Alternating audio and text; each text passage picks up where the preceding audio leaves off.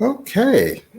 Well, I am Michael Dove, and I am here with a very special guest. And we're going to have a little conversation. This is Cynthia Marlowe. Cynthia Marlowe is a renowned writer, an author, and she wrote a very special book called Sold. And what is the name of your latest book?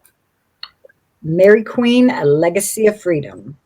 Ah, okay. Yes. So I want to hear about all of that. But in this whole uh, story about your writing and your book and everything, there's a larger story that we're going to get into as well, involving me and yourself and many other folks. So anyway, what I'd like you to do is just to kind of start from the beginning, just the very beginning, and just lay it all out for us. Okay. Well, I was working on some other projects, Hmm. and I became inspired by the story of Mary Dove, who had been, I found some of the old documents where Hmm. she had sued for her freedom in Craven County, North Carolina. And I began working on her story Uh-huh. and knew that the book had to be written. The story had to be written. Okay. Well, first of all, why don't you tell us who Mary Dove is? Well, I did not know at that point who she Okay. was.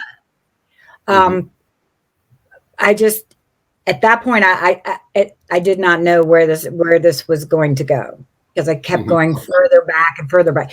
And she had sued based on the fact that she was a loyal subject under the Maharajas of India and therefore could not be sold as a slave in the colonies. And the court Okay. found that to be true. And she had one gentleman by the name of Alexander Sands that was there and testified for her and was pivotal in that even getting to court. Uh-huh. So um, the further I went back with her history, the more fascinating it became. Okay. And so we came to find out that she had been in the harems of Cookbehar, India, Uh-huh. and she was the Maharani. And Which I was is able, which is which was the essentially, Maharani, yeah, the that's their queen. queen. She's the Maharani to the Maharaja, you know, Aha. so Okay. the king. Now,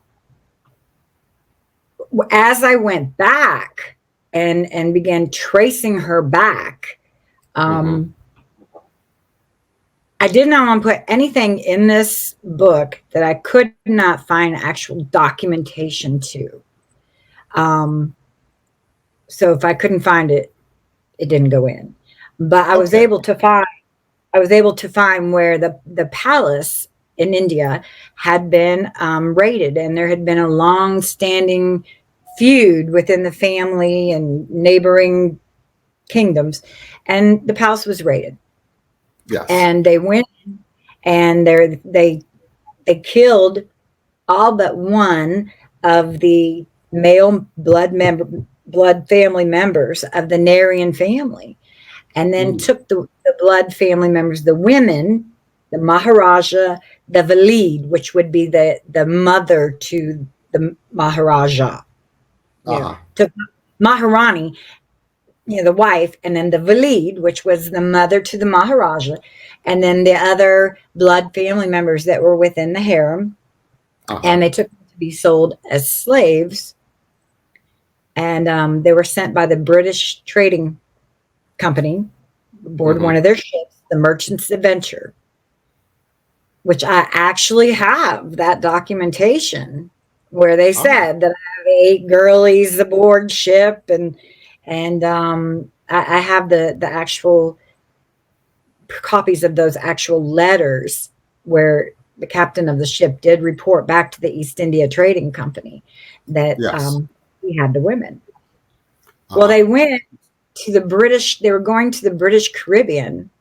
Hmm. And at that point, they got attacked by pirates. Yeah. This stuff is so good, you can't make it Hmm. up. I Yes. mean, Yeah.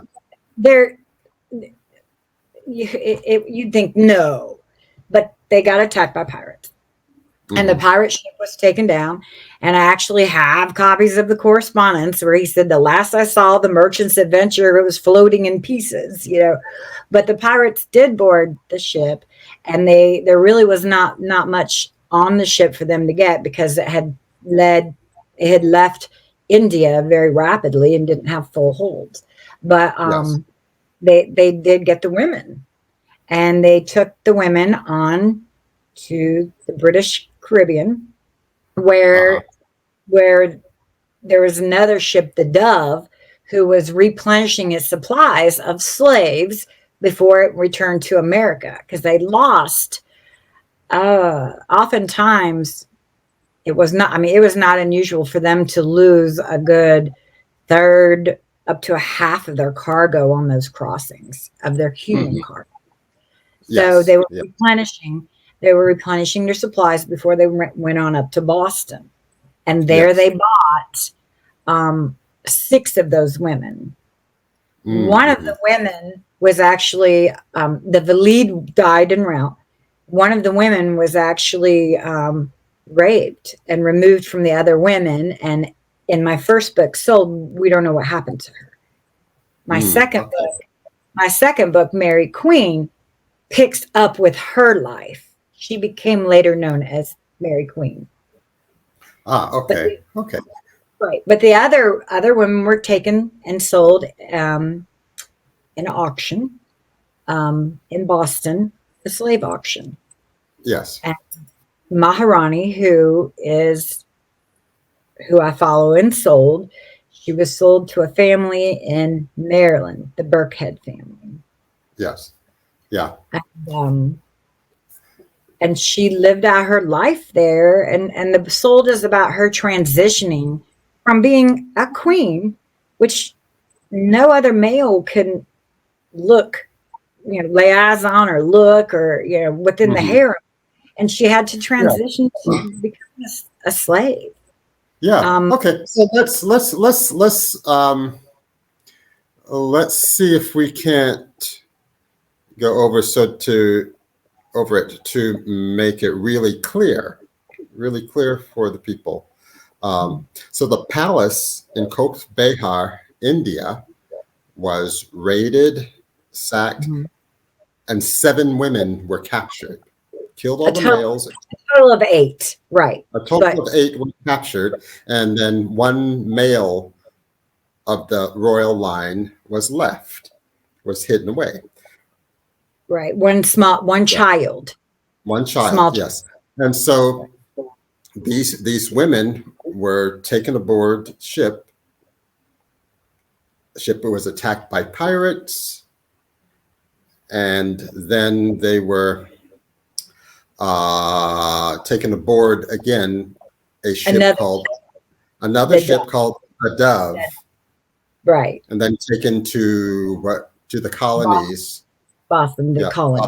up to Boston. Yes, and so Maharani, the queen of of that Narayan dynasty, was sold into slavery Right, in Boston, and she is the progenitor of the Dove family, right. The Dove line the of Dove the near line, tree, right, yeah, of the Narayan dynasty. Yes, yes. right. So that's And quite a story. right.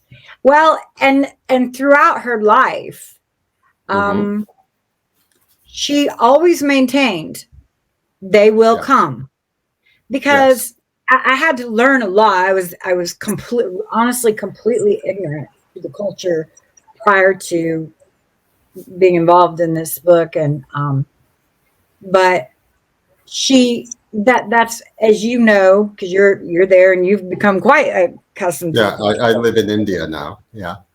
you know, that belief system required the men to come and correct that blood stain at that Yes. time. You know, Yes. I don't know as much about it now, but at that time it required that. She believed always, always, they will come. They will come. Hmm. Be ready when they come. Yeah. And, you know, and in fact she met her death. There was soldiers that had ridden up, they were tax collectors, and um she heard her granddaughter saying, what does the king want? And she's like, they've come for me. And she actually ran up to them thinking that they had finally come. um and she was run through, and that's how she was killed. but Yes. um but even on her to her dying day, she made her son swear, you will be ready when they come. They will come. And in fact, they did come, but it was considerable time later. Yeah. Is when her granddaughter, also Mary Dove, um, was an adult with adult children, and and nobody had believed Maharani, Hmm. who became known as Mary Dove. Now, she Yes. took the last name specifically. In the book, it says that, I mean, we define why she took that last name. She took that last name as a clue to her people to find her, the ship that Yes. she came in on, you know, Yes. as Dove. So she always maintained that they would come. And she Okay. always, And yeah. yeah. And so the book you're referring to is the one you wrote, which I have a copy of here, Sold. called Sold. That's right. Okay. Sold. And this is I've read this book, and it's an amazing book. It's profoundly well written. Matter of fact, it was in the running, I believe, for a Pulitzer. Yes. It was in the top tier, almost won a Pulitzer Prize. Right. Um, and I must say that as I read the book, um, as I'm reading about the Dove family in the 16th and 17th, in the 17th century, it was a rather uncanny kind of experience because I could recognize some of the Dove traits. Right. Qualities and attitudes and things, even way back into the middle of the 17th century. And so that Right. was quite an oracle into the past. And And as I was writing the book, I've not only researched her, the Dove family back, um, mhm, like even beyond her, but I yes, also brought her line forward because her yes, people don't even know where they come from. hmm, You know, hmm, and especially with African American history, um, it's so difficult when you get information about your roots. yes, That is with tenacity. That is meticulous. It is a gift. It is also a gift, yeah, but it is a lot of work and yeah, research. So we yes, went ahead and I went ahead and did all the just I brought down her descendants yeah. down to, You did all the genealogy. yes, uh, because I want to let them know, look, this is where you came from. This is who you Hmm. are. Yeah, yeah, And it's yeah, yeah. and as word spread, because I did tell them I was writing the book. Hmm. What is amazing is somehow, I mean, word got. I would get California, Texas, I mean, all over the United States, all over the world, people wanting to know, when is the book coming out? It was Yeah. actually really profound and amazing, which is how I Yes. met you. Yeah. Exactly. Exactly. And if I can share for a moment, my a little bit of my experience in terms of my particular angle on this story, this saga, it was very interesting because I had heard about the book that well from my dad, and he had basically had very little to no information really. He just said that there was some writer who was writing about our family, the Dove family, and I think and he said mentioned something about sold. That was all he knew. Okay, that was all he knew, and he mentioned something about royalty, which is was kind of interesting. And so this was about a month before was scheduled to leave for India. Okay, which he told me this, and so anyway, I told my dad that okay, Nat Dove, that okay, when you find out anything about it, just let me know. He said, you know, and he said okay, he would do that. So when I came to India, and I came the very day that COVID really hit the United States. So that by the time I landed in Delhi, But back up a America. minute. Because how did you decide? Now this is fascinating to me. How did you Yeah, decide to go to I did. India? Okay. Well, I decided to go to India when I was having breakfast one day in Palm Springs, in the Starbucks in Palm Springs, and you know, just having my espresso and omelet or something like that, a croissant, something like that, and then I decided to just on a whim, because I knew I wanted to travel someplace, that to see how much it would cost if I wanted to, like to go to India. So I chose okay, Delhi and um, and then I chose a date far enough ahead, and then I looked at I looked up the airline pricing of the airline tickets, and I looked at it and I thought, oh my God, I could afford that. And Mhm. then it hit me. I was immediately enveloped with this realization, this truth that I was going to India. It was just became very clear.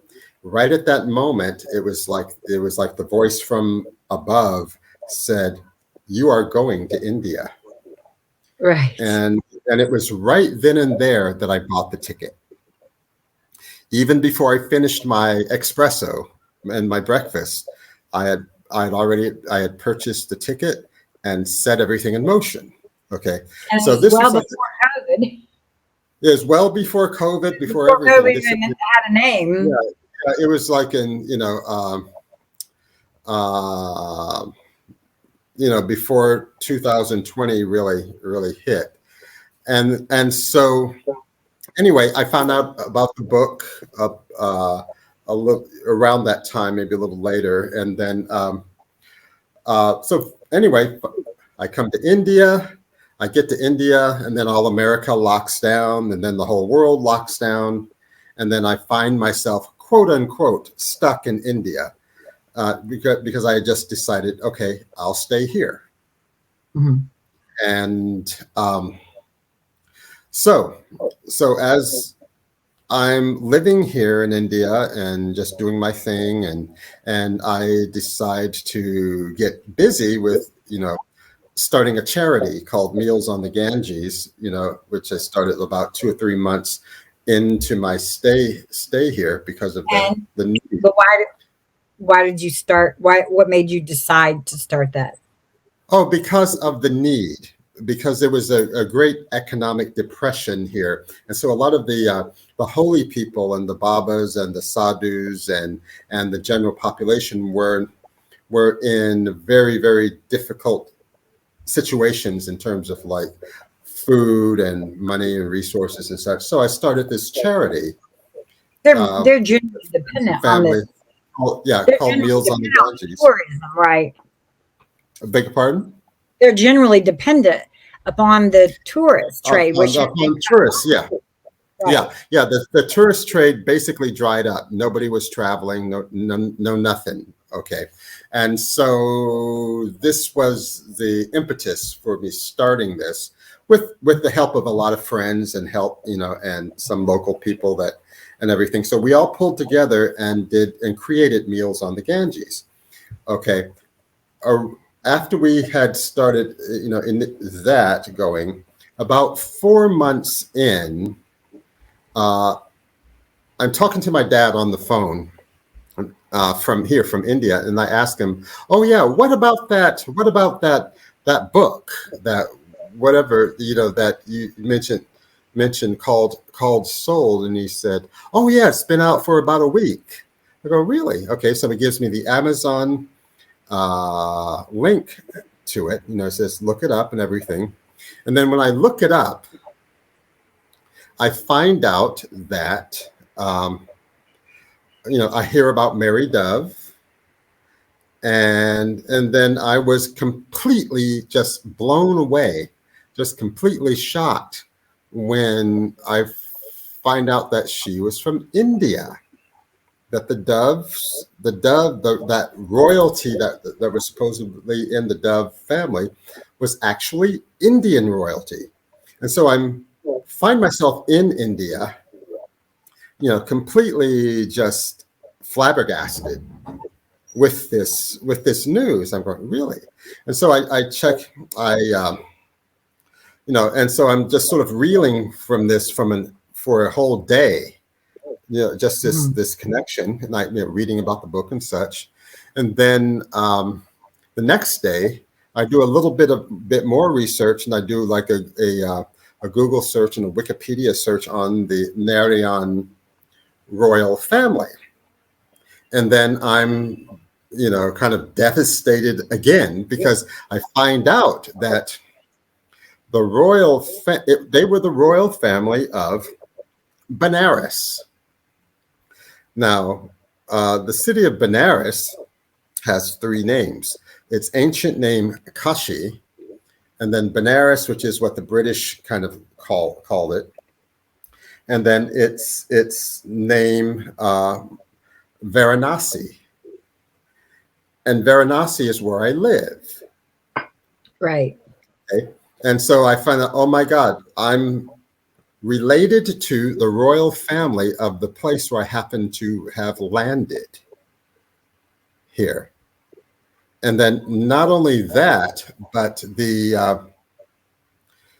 a portion of the palace complex is literally like a 10-minute walk from where I live, meaning that it's literally like in our backyard. So I'm living quite absolutely as close to the palace of my family heritage as possible, meaning that we can see the corner, the corner of the palace, one of the towers there, from our roof here at the guest house where I stay. So anyway, so I'm living right next to the palace, and the palace is practically in our backyard. We can see it from the roof of the guest house, uh, where I live here in Benares, Varanasi, Kashi.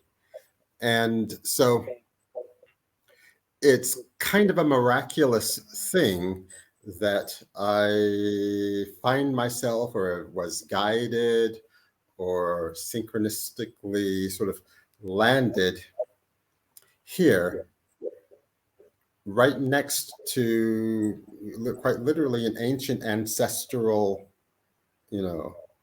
home. I think that's amazing. Yeah.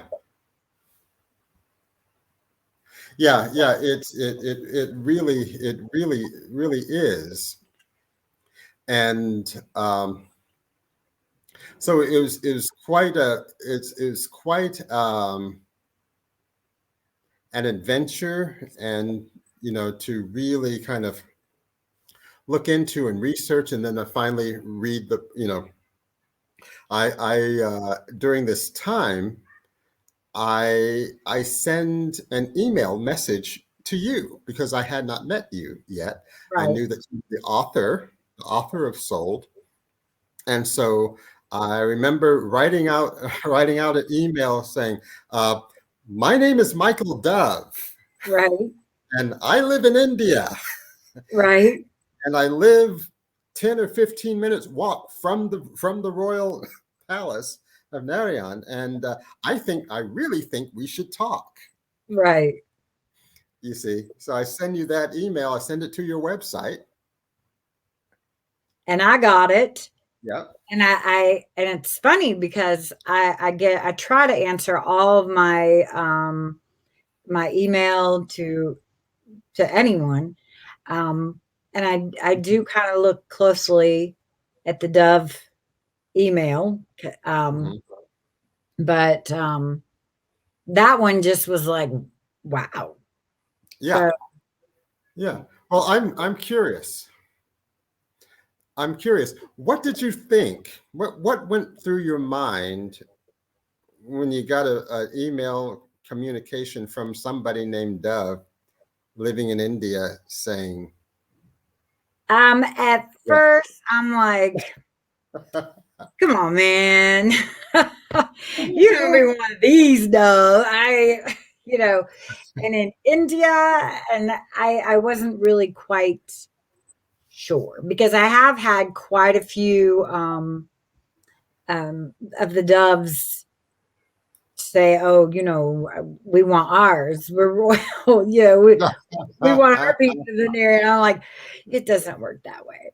Yeah. But so I'm like, I really wasn't quite sure what to think, but I was definitely intrigued, Hmm. absolutely intrigued. Um, how could that be possible? Because I think the book had only been out maybe if 3 months when we talked. Hmm. Even that, I don't think it could have Not been even that. I think it had been out. in June. It was released. Actually, it was mid July, but by September we were talking. Hmm.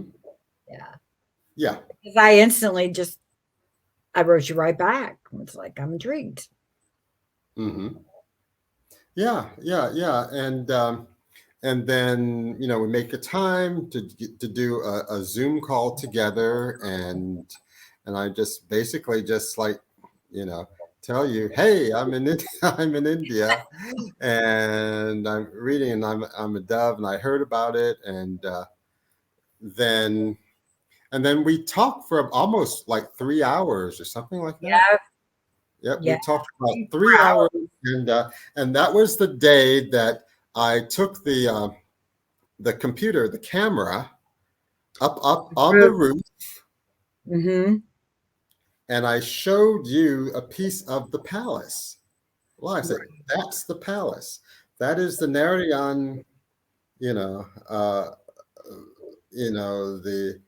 the royal house of Narayan Palace Fort right there," and I could And see it. I think that first conversation, you had a lot of questions about, but can you prove this? You know, Yeah. I mean, how did you like, I mean, you had a lot of questions, to authenticate, you know, what was there. Hmm. Yeah. Yeah. Where, Yeah. as far as my documentation and Yeah. that type of Yeah. thing. And I could actually then show you where you fit. I mean, absolutely how you connected, each generation and take you back to Mary Dove. Yes, yes, exactly. Which I would say to, that this is an important point, that to have, especially as an African American, to be handed your genealogy and that it have it, accurately documented all the way back to, in North America, to 1684. No, 1688 is when the palace was. 1688. Okay. So Yeah. back all the way back to 1688, and then be handed the further documentation from the royal historian of the Narian royal family, to find out that one's documented heritage goes all the way back to, if I remember correctly, the year 350 AD. Actually, I think it went back a little further than that. Further than that, yeah.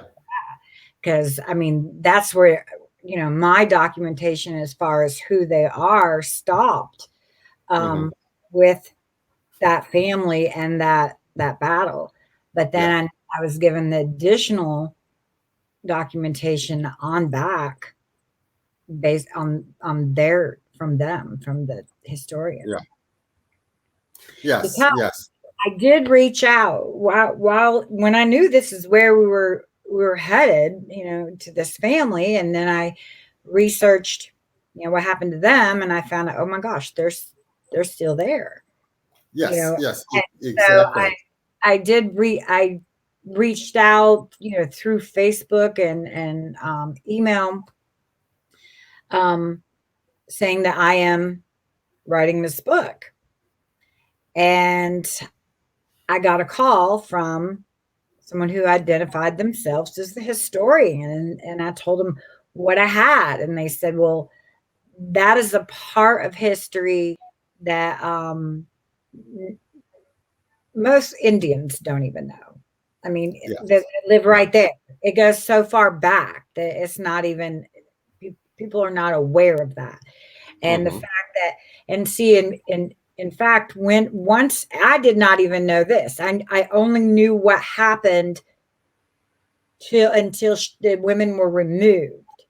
Yes. But once, but then I was filled in that the women were taken down the river, and then on the banks of the Mansai, I think I'm saying that right, river, the neighboring kingdoms came to the defense and the aid of the Narians, and there was a very bloody battle, and they took the palace back. And at that point, they discovered that all the male members of the family had been killed, except for one 4-year-old boy who was hidden amongst the slaves.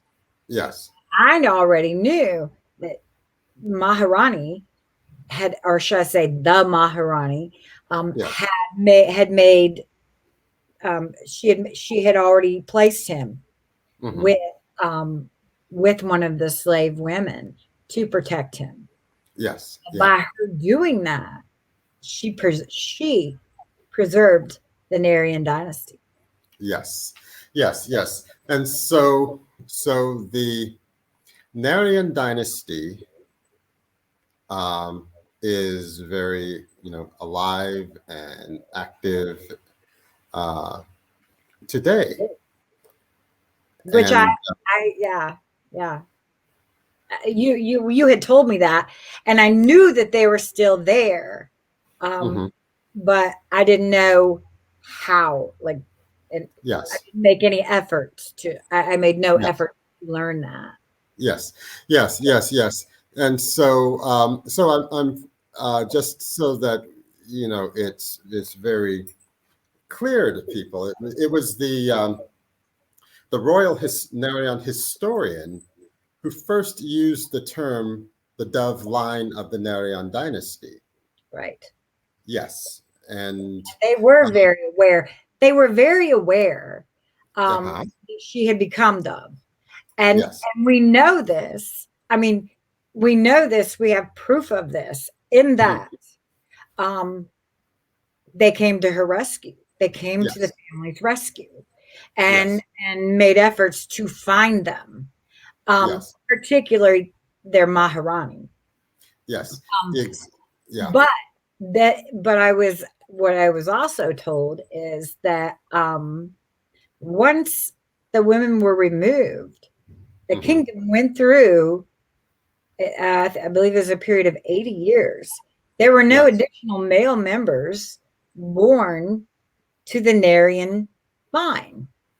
Yes. And there Yes. they Yes. suffered, I believe it was an earthquake. They suffered disease and a famine. I mean, that kingdom um, suffered mightily, and they believed it to be because of the blood stain that had Yes. not been corrected of the women, going out Mhm. being being lost. Yes. Yes. Yes. And it was really essentially a curse on on the royal family during this period. And I think you'll find it interesting, because there's some folk knowledge here in this region where I live, where they are aware of a curse on the royal household that was there Right. during that time. So this is part of the lore. You see, it's Well, something and to do then of this region, and so it's I there's was informed. information. I was then informed that once Alexander Sands, which returned, I'm sure that's not his real name, but that's the name that Hmm. he Yeah. here, just for American language sensitivities, I would imagine. But anyway, um, once he returned to India, um, there were temples Hmm. to Shiva, I believe, Shiva temples, yes. right, that were built to offering, their excuse me, they were built just to complete that, get rid of that curse. They Yeah, yeah, freed her. They yeah. freed, and she was freed. Then the temples were built, and I believe it was a period of like 9 months later, the first Hmm. Narian child was born.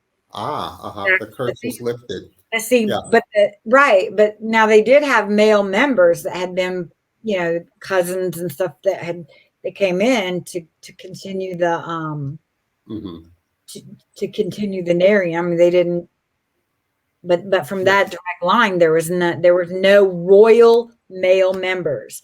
They were Uh-huh. all brought in um, Uh-huh. Yeah, Narians, and at yeah, that point, there yeah, was born. yeah, yeah. So in order to make it clear for everybody, so during that period, Shiva temples were built in honor of and to commemorate and to mark the freedom, The the release of the curse. freedom and the release of the curse, and and in the subsequent freedom of the Dove family.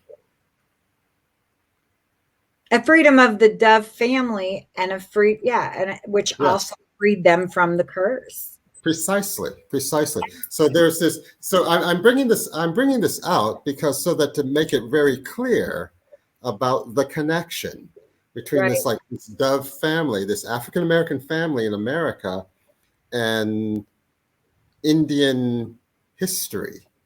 The Indian history and what went on in the royal house of Narayan in the 17th century. Mhm. You see that And there's this. you have to consider, too, there's been questions about, well, how can you prove that they brought, the Narian, that they brought this matter to court? Okay, Yes. consider, first of all, I have documentation of Alexander Sands landing here.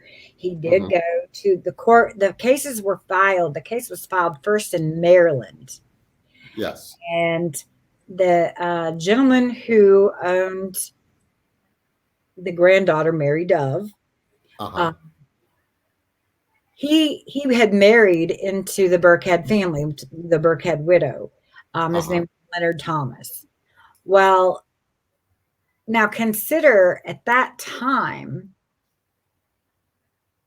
Mary Duff, I mean, any slave, just generally, any slave able to have an attorney and be able to navigate the world in that way when they were very isolated, Uh-huh. um, and be able, there were so few petitions for freedom during that time, Mm-hmm. Yeah. time of history.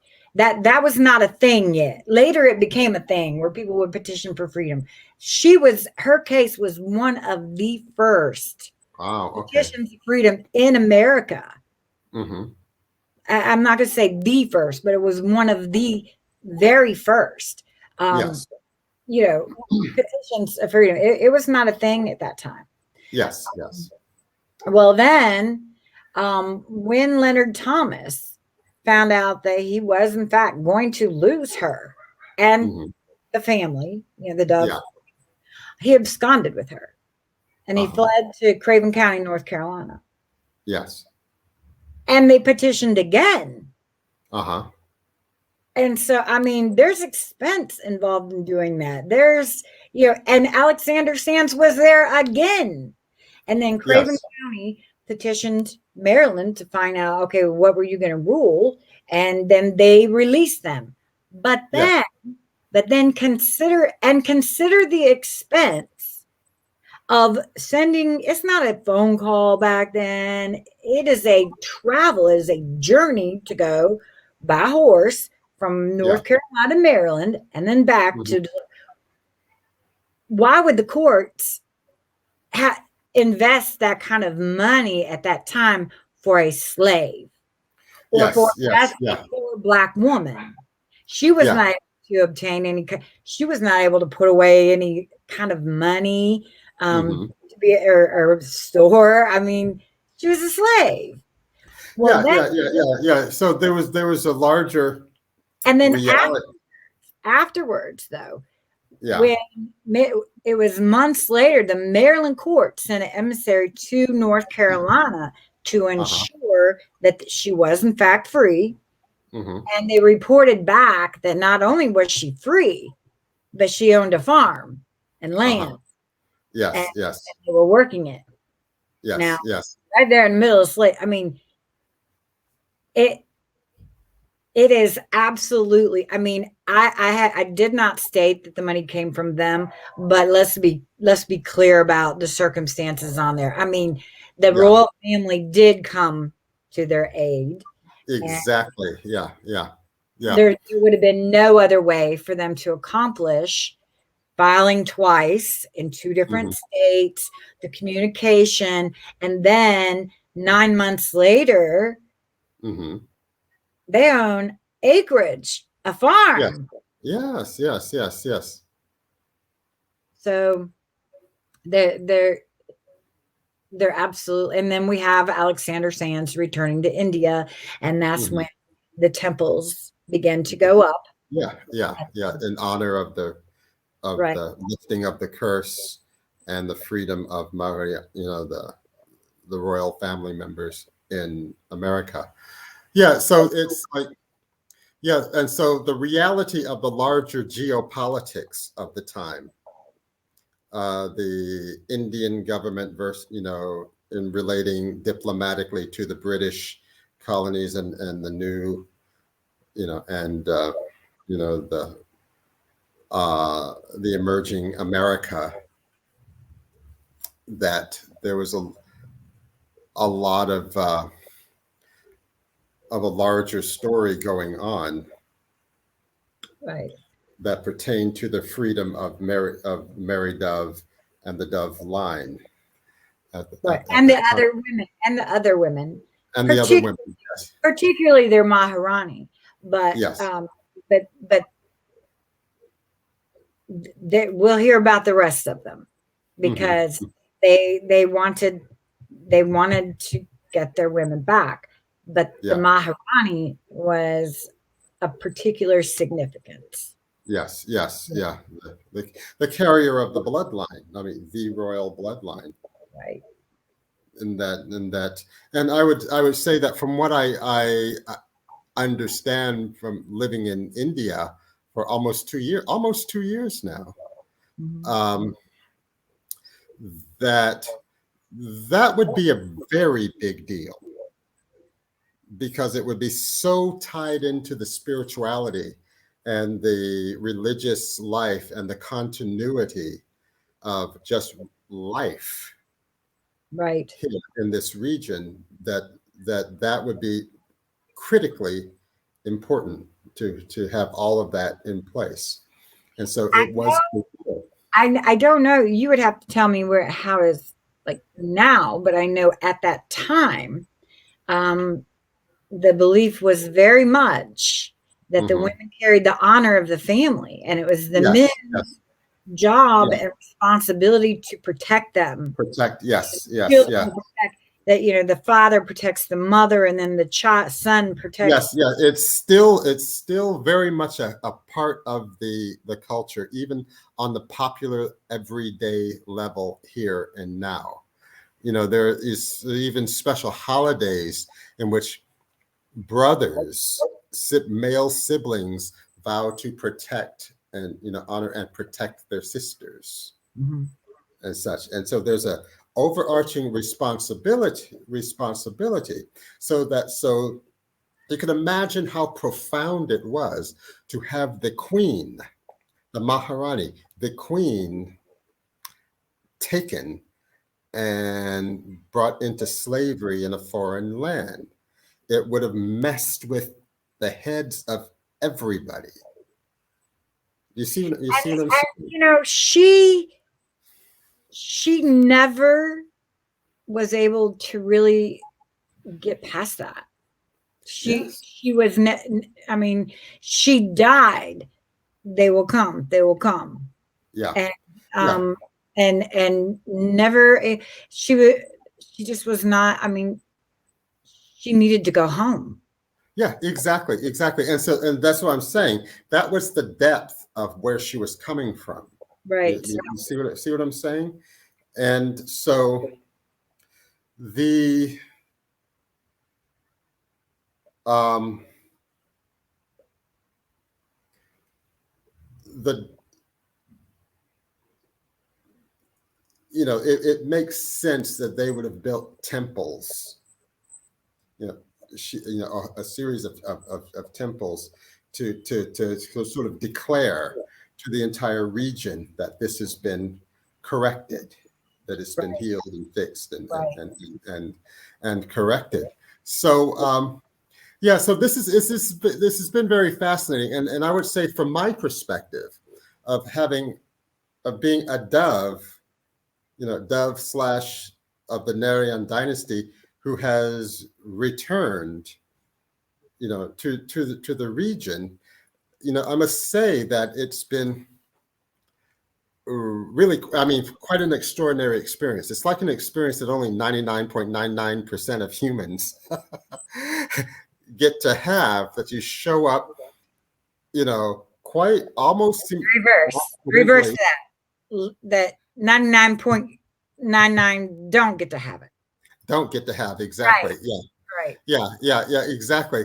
And that to show up in an ancient land, i.e., like probably the oldest continually inhabited city on the planet is Benares here. To show up quite by accident, you know, to and then a worldwide pandemic hits, and then you find yourself stuck here. And then after a few months of just being sort of stuck here, saying, and just trying to sort of make it through, do your thing, make it through, and then have this story just unfold like literally underneath your feet. And you find out that you're part of the royal family. You find out that you're part of the royal A dynasty, descendant. Right. Right. a descendant, and and then you're responding quite naturally by doing service, starting charities, Well, you had starting started that before you found out. before I found out. Yes, exactly. I was already doing service for the people Mhm. here, and uh, and then have everything sort of fit together. The Mhm. whole story kind of piece itself to, um, together, and so I wanted to share. I mean, some images of of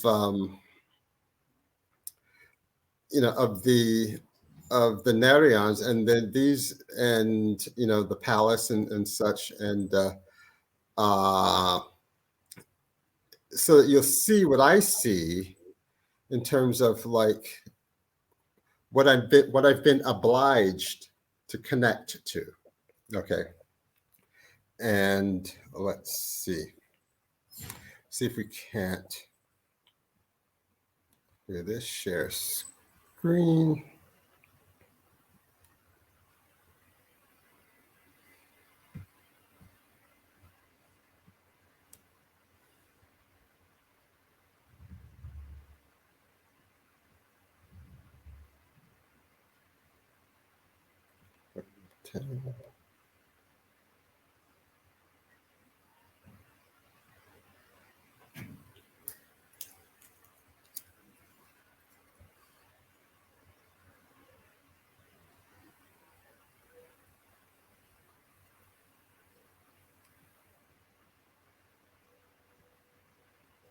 Okay.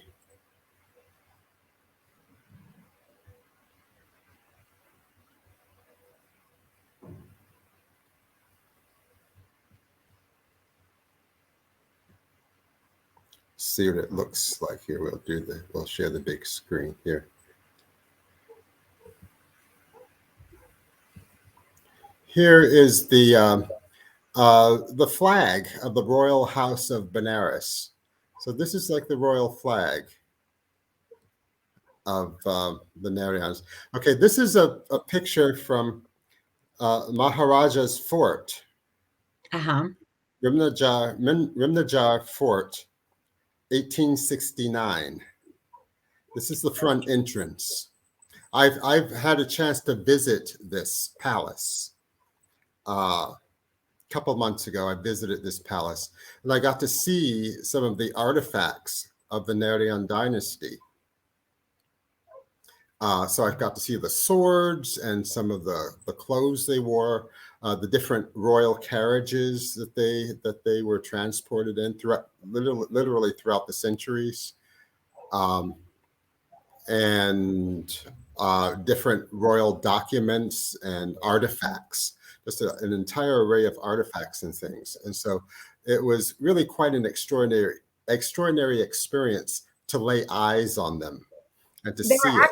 actually a very learned family. Yes, yes, Art, exactly. culture, um, education, I mean, medicine. I mean, they through time were a very learned family. Yeah, exactly. And they were profound, very, very powerful supporters and patrons of the arts too. So they were responsible for a lot of the cultural contribution of the city of Varanasi, Kashi, this region. And Mhm. so this region has produced great artists and poets and musicians and writers. So this is a seat of learning, and the Narayan family were key in keeping that happening throughout the centuries. So I'm very, very proud myself to even have, in my own little way, contributed to that with putting together a cultural uh, festival here online in support of Meals on the Ganges too, gathering artists and musicians and spoken word poets and such. So it's like I just take delight in finding out that I get to continue with the legacy in my own little way. Right. That's really a delight. And let's see. Here's the front entrance of the palace. Um, I've been there, and I have a photo of me holding a copy of the book Sold in front of that Right. gate. Yeah, I remember you sent it to me. I thought it was great. Yeah, yeah, yeah.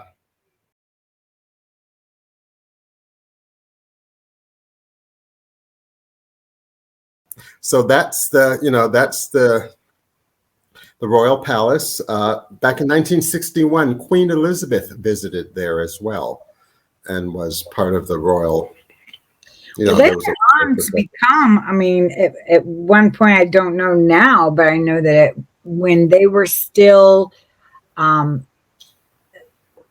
at one point, they were one of the wealthiest families in the world. That Mhm. well, their wealth way surpassed The British. the British monarchy, and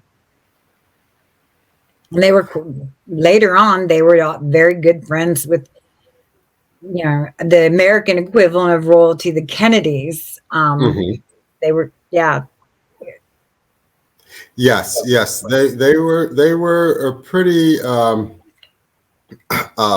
classical, bona fide right, royal family. They really set the mold for that sort of thing right. for the world. And so this is the front portion of the palace there. 1905, this photo. And the Rajas of Benares. And it's the listing them from 1730 to 1795. And the Raja Singh in the middle here, the Raja Chet Singh, the palace that he built is the one that's in my backyard here. Right. Okay, that's the And see, was. that would have also been the time period. And Mhm. this is one question that I have been asked, and Uh-huh. I'd like to address, because where you say Varanasi, and if you look in the book, it says Kuk Behar. But you Yes. have to remember that Mhm. there were no males born to the family. So the head, the Maharajaship, stayed within the Narayan family, but it had to go, I mean, it had to be a male. And so it kind of got moved to cousins and, Mhm. where there were males. So Yes. it did not come back into the actual, like, it stayed put, and they actually had a child from the Maharaja. Then Uh-huh. back, I believe it would have been that last Maharaja there. That's where he would have been the first actual, because you see it's Narian, male Narian, Uh-huh. um, Yes. born back into the family after Mary Dove was freed. Mm-hmm.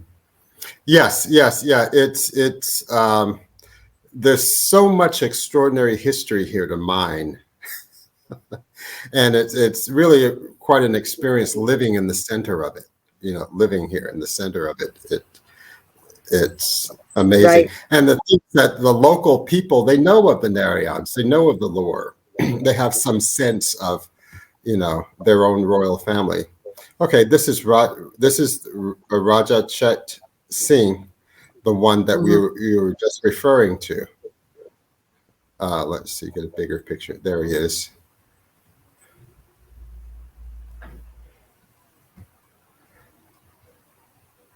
And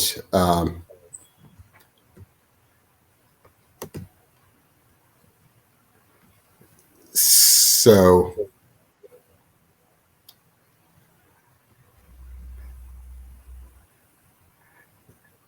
let's head back here.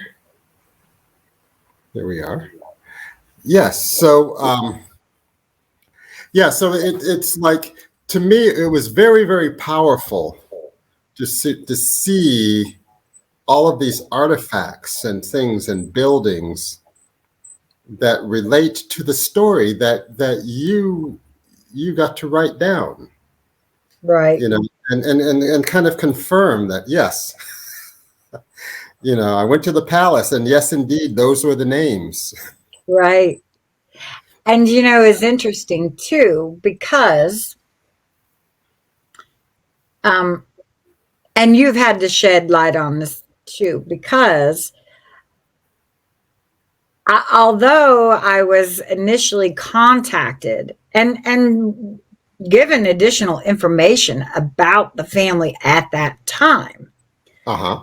um, by the historian, the royal historian, um, they then turned around and offered me a large sum of money to Mm-hmm. not publish this book. Mm-hmm.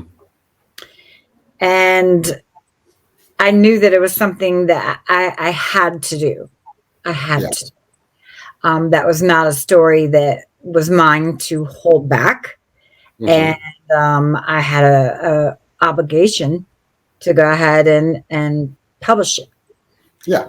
And so I was met with great frustration, and then offered additional money, which I did refuse, and ultimately Mm-hmm. the book was published. Yes. But not I it's not something that is particularly pleasing to the Narian family at this point. And I personally do not. I don't quite. I think they should read the book, because they will see that Maharani always stayed true to her people, her Yes. culture, and her religion. Yes. Yes. She never transgressed out of that. Yes. Yes. Yeah. So I'm a little. It's a little frustrating to now have them be upset. Well, yeah, yeah, yeah, yeah. However, in Sold, I referred to her as the Maharani, but I did not say she actually was the queen. Mm-hmm. But now we came out with my second book, Mm-hmm. Queen, Mary Queen, A Legacy of Freedom, and it follows another family member who we Yes. get additional information as to what should have occurred to prevent the women from leaving, to prevent this blood stain. Uh-huh. And the fact that it did not occur was very upsetting. Her name in India was Wajiha Narayan, and Uh-huh. and she goes to define. I mean, it states clearly she was the queen, and that she, in order to prevent her from being taken, the ritual was they went into the safe room, which we referenced and Sold, and if the doors are breached, then they were to go back, and the family members were to those women that got taken were supposed to have thrown themselves onto a pyre. Mm-hmm. Um, so, but they did Yes. not, and they did survive. Yeah. And um, it's frustrating to me that now it's displeasing, apparently, to Well, the yeah. Well, yeah. Well, I would offer this. Okay, that there's a bigger reality going on or happening now, or there's a bigger reality unfolding. correct. Um, part of it is that I myself, a dove has returned. Okay, so there's in a larger, much larger uh, realm that that we don't necessarily fully understand. I feel But like it's a completion, like your return to yeah, the palace and to not to the bosom of the family there, but to the people, her people. yes, It, yes, it is a completion, yeah, um, yeah.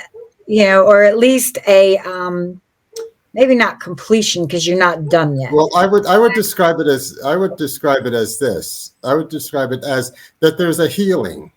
Right. There's a greater healing process going on in which there is the return home. There's the reconnecting. Okay, through centuries, through time and space, centuries and such. There's this reconnecting, and it's happening during a very pivotal, catastrophic time in human history, a very catastrophic time in Indian history and American history as well. But it's like this, there's this uh, knitting together, this return, this knitting together of East and West. And, in Even cultures to crime. even and I think it's profound Mm-hmm. that Mary Queen, Yeah. and she was the warrior within the harem. She was special Uh-huh. trained to protect the Maharani, to Yes. ensure, to keep her, protect her, and then if the walls were breached, to fight to get her to the pyre. But Yeah. she failed in that mission. Yeah. But now we came after this Mary Queen, a legacy free. After it was finished writing, I discovered that she is my great grandmother. Yes. So Yes. Exactly. to me, it's very profound that my great grandmother, the one that was supposed to protect, Mm-hmm. the queen, and didn't do it, and the queen went into slavery.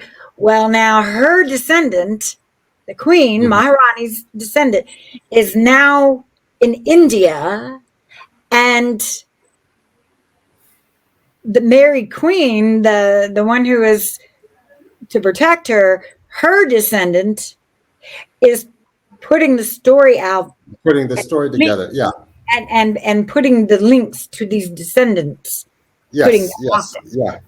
Yeah. Exactly. That there's a great regathering of the truth there. and Right, the information, and the bloodline itself kind of meeting each other again. right, You see, coming together, so that there's something bigger, certainly something bigger going on that none of us fully understand. Um, but I would say this, that right now, okay, the Narayan family shows indications of not being happy with all of this truth emerging. Okay, but I would suggest that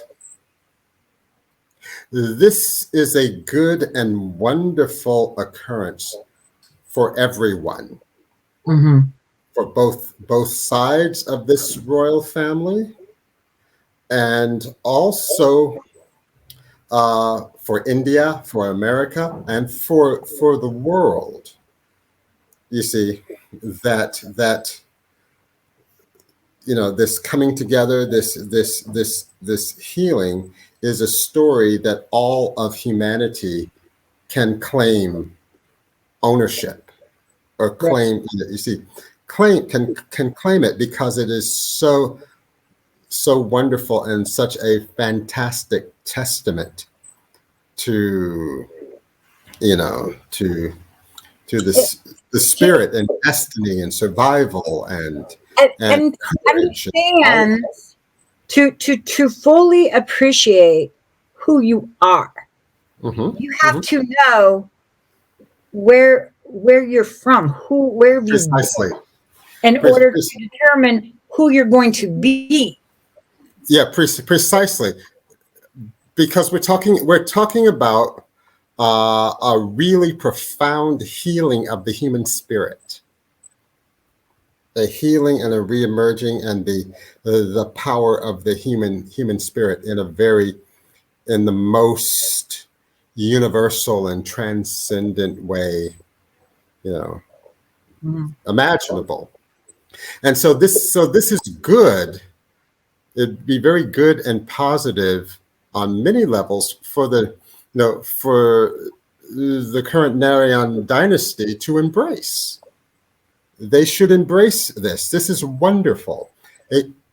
Everyone, including them, can only be enhanced, and have their relevance and meaning, and the power of their service and who they are can only be amplified by this story, by this reality of what is unfolding. So I would suggest that it would behoove them to embrace. It would behoove them to embrace and to celebrate and be open, because it's like, I've heard it from other doves too, that it would be wonderful for eventually the different sides of this royal family, the dove Narayan dynasty, to meet. And As a family, people love to have family reunions.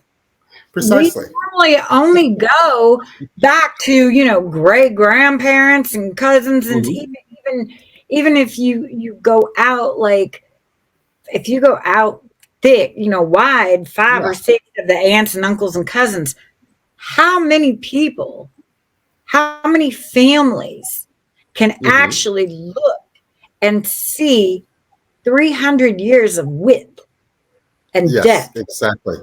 And strength and tenacity and survival, and it actually shows the strength of the line, that it's able to have survived North American slavery, and has emerged to triumph. The Dove family doesn't actually need the Narayan's riches. We're doing quite well, thank you.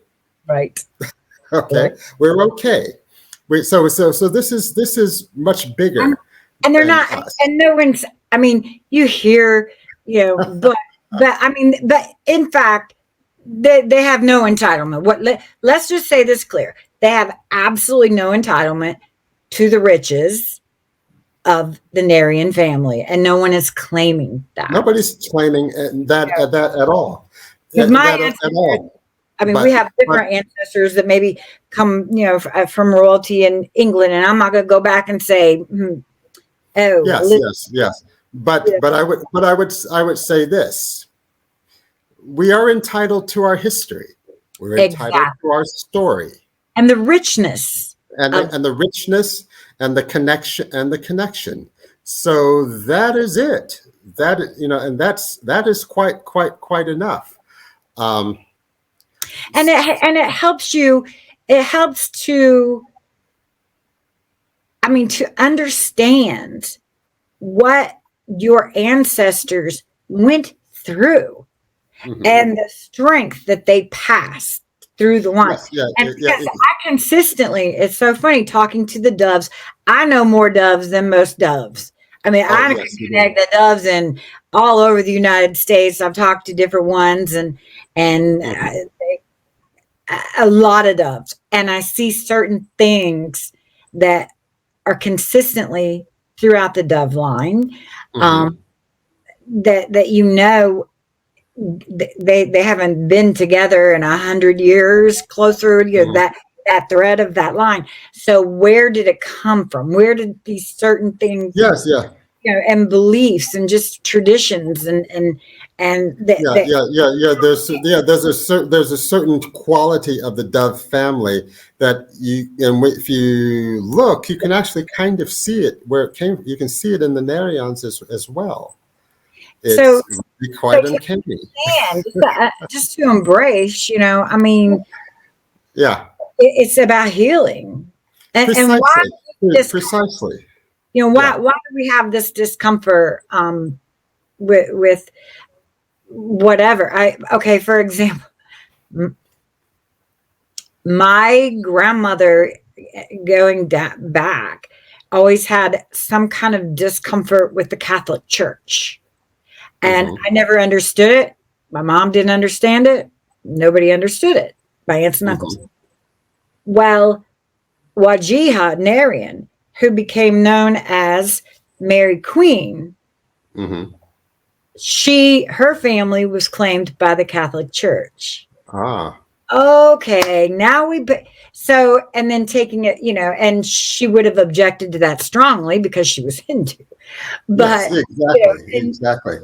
so, it's so important to understand what people went through to get Yeah. you where you are.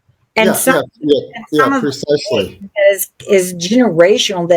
That is like locked in your DNA that Mm-hmm. nobody understands. Why do you react this way to certain things that Mm-hmm. other people don't? And Yeah. it's Yeah. Yeah. Exactly. Exactly. Like the dove trait of just not ever being willing to just settle for anything. You want we want what we want. right. And it's just this um there's always been that certain entitlement Hmm. strain in the personality that's always run through the doves. It's manifested in different ways, but it's always kind of consistently been there. And now we know why. Now we Right. know why. Right. I wanted to show some more pictures here. Hmm. I've got a couple that are interesting, and let's see if I can. Here we go.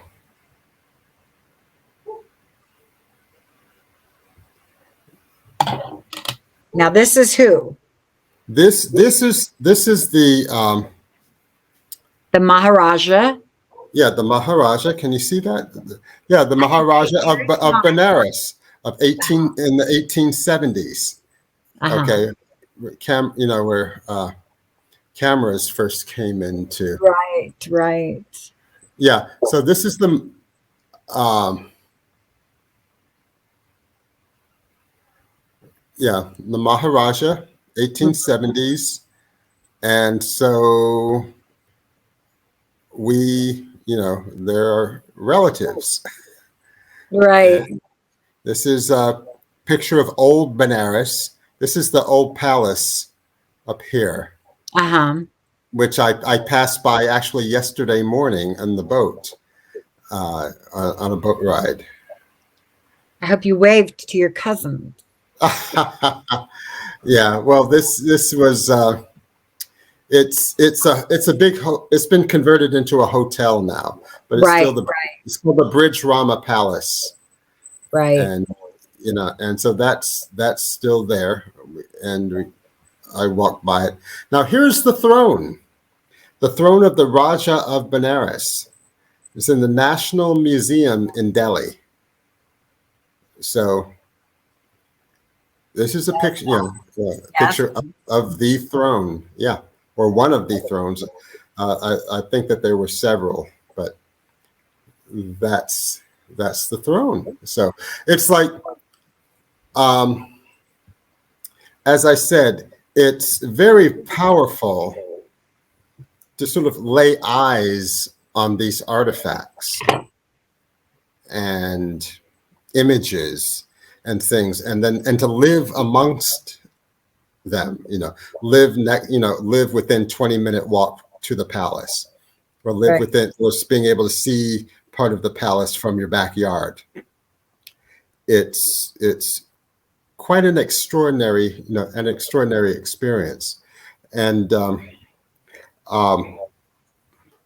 And so there's also into a role that your ancestors would have occupied, and that is yes, when there is need, yes, when there is suffering, it would have mhm, been all families' responsibility to provide, and Precisely.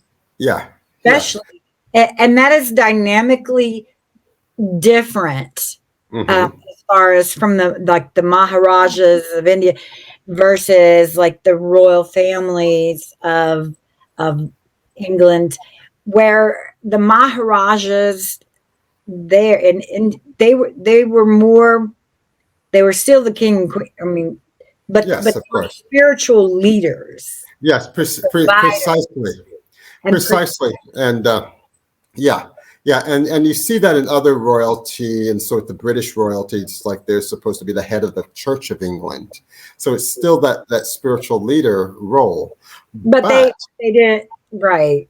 yeah, but I would say this in my own experience, um, the desire, the longing, the impulse to step up and help, to provide food, to provide medicine, provide leadership, provide a garden that feeds hungry families and such. This is making that role real. You Right, see, and you to live it did out, to live it out, and and make it valid. you had that impulse prior to you even knowing.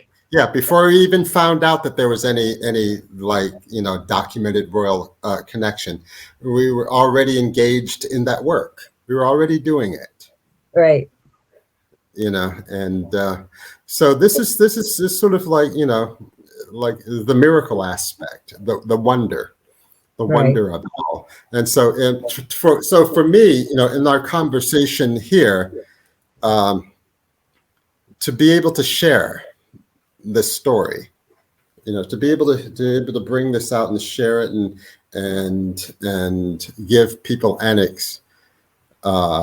insight, into this, which is true, is just simply true, and so I want to formally, if I haven't before, thank you for writing the book Sold, and your latest book, um, Mary Mary Queen, a legacy of, right, Legacy freedom. Legacy of Freedom, to bring these stories out, because this is like healing, and it's like medicine to the world at this point. Right, So thank you for your work. Thank you for your writing, most and very welcome. yeah, and so the story is unfolding. The story is unfolding even as we speak. Right. So thank you again. Namaste. Thank you. And so I'm Michael Dove, speaking with Cynthia Marlowe, signing out. And until next time, All right. blessing. Blessings to you.